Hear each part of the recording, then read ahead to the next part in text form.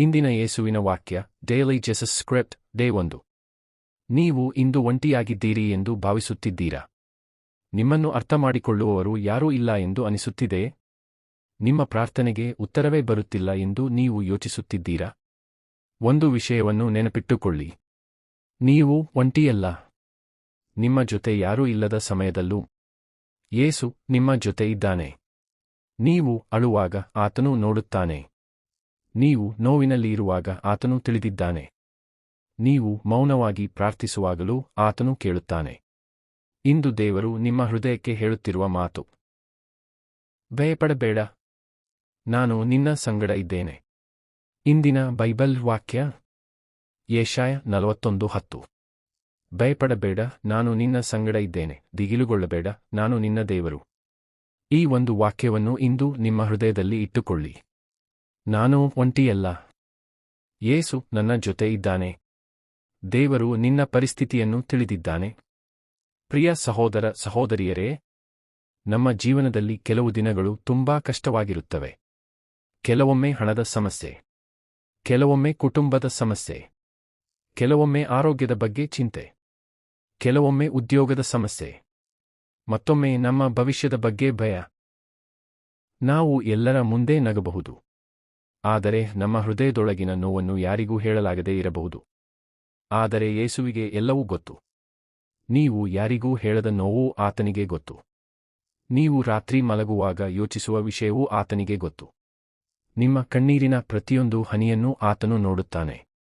ಆದ್ದರಿಂದ ಇಂದು ನಿಮ್ಮ ಸಮಸ್ಯೆಗಿಂತ ದೊಡ್ಡವನಾದ ದೇವರನ್ನು ನೋಡಿ. ನಿಮ್ಮ ಪರಿಸ್ಥಿತಿ ದೊಡ್ಡದಾಗಿರಬಹುದು, ಆದರೆ ನಿಮ್ಮ ದೇವರು ಅದಕ್ಕಿಂತ ದೊಡ್ಡವನು. ಯೇಸು ನಿನ್ನನ್ನು ಮರೆತಿಲ್ಲ. ಕೆಲವೊಮ್ಮೆ ನಾವು ಪ್ರಾರ್ಥಿಸುತ್ತೇವೆ: ಯೇಸುವೇ, ನನಗೆ ಯಾವಾಗ ಉತ್ತರ ಕೊಡುತ್ತೀಯಾ? ನನ್ನ ಜೀವನ ಯಾವಾಗ ಬದಲಾಗುತ್ತದೆ? ನನ್ನ ಕಷ್ಟ ಯಾವಾಗ ಮುಗಿಯುತ್ತದೆ? ಆದರೆ ದೇವರು ತಡಮಾಡುತ್ತಿದ್ದಾನೆ ಎಂದರೆ ದೇವರು ನಿಮ್ಮನ್ನು ಮರೆತಿದ್ದಾನೆ ಎಂದಲ್ಲ. ದೇವರ ಮೌನವು ದೇವರ ಗೈರುಹಾಜರಾತಿ ಅಲ್ಲ. ಕೆಲವೊಮ್ಮೆ ದೇವರು ನಮ್ಮ ಪ್ರಾರ್ಥನೆಗೆ ತಕ್ಷಣ ಉತ್ತರ ಕೊಡುವುದಿಲ್ಲ, ಏಕೆಂದರೆ ಆತನು ನಮಗೆ ಕೇಳಿದ್ದಕ್ಕಿಂತಲೂ ಉತ್ತಮವಾದದ್ದನ್ನು ಸಿದ್ಧಪಡಿಸುತ್ತಿರಬಹುದು. ನೀವು ಇಂದು ಕಾಯುತ್ತಿದ್ದರೆ ನಂಬಿಕೆಯನ್ನು ಕಳೆದುಕೊಳ್ಳಬೇಡಿ. ದೇವರ ಸಮಯ ಪರಿಪೂರ್ಣ. ನಿನ್ನ ಭಯವನ್ನು ಯೇಸುವಿಗೆ ಕೊಡು. ಯೇಸು ಹೇಳುತ್ತಾನೆ: ಭಯಪಡಬೇಡ. ಭಯವು ನಮ್ಮ ಮನಸ್ಸಿಗೆ ಹೇಳುತ್ತದೆ: ನಿನ್ನಿಂದ ಆಗುವುದಿಲ್ಲ. ಆದರೆ ನಂಬಿಕೆ ಹೇಳುತ್ತದೆ: ನನ್ನಿಂದ ಆಗದಿದ್ದರೂ ನನ್ನ ದೇವರಿಂದ ಆಗುತ್ತದೆ. ಭಯವು ಹೇಳುತ್ತದೆ: ನೀನು ಒಂಟಿಯಾಗಿದ್ದೀಯಾ. ನಂಬಿಕೆ ಹೇಳುತ್ತದೆ: ಯೇಸು ನನ್ನ ಜೊತೆ ಇದ್ದಾನೆ. ಭಯವು ಹೇಳುತ್ತದೆ: ಎಲ್ಲವೂ ಮುಗಿದಿದೆ. ನಂಬಿಕೆ ಹೇಳುತ್ತದೆ: ದೇವರ ಕೈಯಲ್ಲಿ ಇನ್ನೂ ನನ್ನ ಕತೆ ಮುಗಿದಿಲ್ಲ. ಆದ್ದರಿಂದ ಇಂದು ನಿಮ್ಮ ಭಯವನ್ನು ಯೇಸುವಿನ ಕೈಗೆ ಕೊಡಿ. ನಿಮ್ಮ ಕುಟುಂಬವನ್ನು ಆತನ ಕೈಗೆ ಕೊಡಿ. ನಿಮ್ಮ ಭವಿಷ್ಯವನ್ನು ಆತನ ಕೈಗೆ ಕೊಡಿ.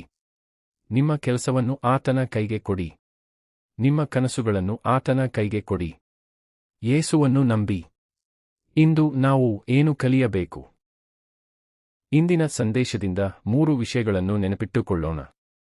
ಈ ಸಂದೇಶ ನಿಮಗೆ ಆಶೀರ್ವಾದವಾಗಿದ್ದರೆ ಲೈಕ್ ಮಾಡಿ, ನಿಮ್ಮ ಕುಟುಂಬ ಮತ್ತು ಸ್ನೇಹಿತರೊಂದಿಗೆ ಶೇರ್ ಮಾಡಿ, ಲಿವಿಂಗ್ ಗಾಸ್ಪೆಲ್ಸ್ ಅನ್ನು ಸಬ್ಸ್ಕ್ರೈಬ್ ಮಾಡಿ ಮತ್ತು ಕಾಮೆಂಟ್ನಲ್ಲಿ ಬರೆಯಿರಿ: ಯೇಸು ನನ್ನ ಜೊತೆ ಇದ್ದಾನೆ. ನಾಳೆ ಮತ್ತೊಂದು ಹೊಸ ಡೈಲಿ ಜೆಸಸ್ ಮೆಸೇಜ್ ಜೊತೆಗೆ ಭೇಟಿಯಾಗೋಣ. ದೇವರು ನಿಮ್ಮನ್ನು ಆಶೀರ್ವದಿಸಲಿ. Jesus loves you. Stay blessed.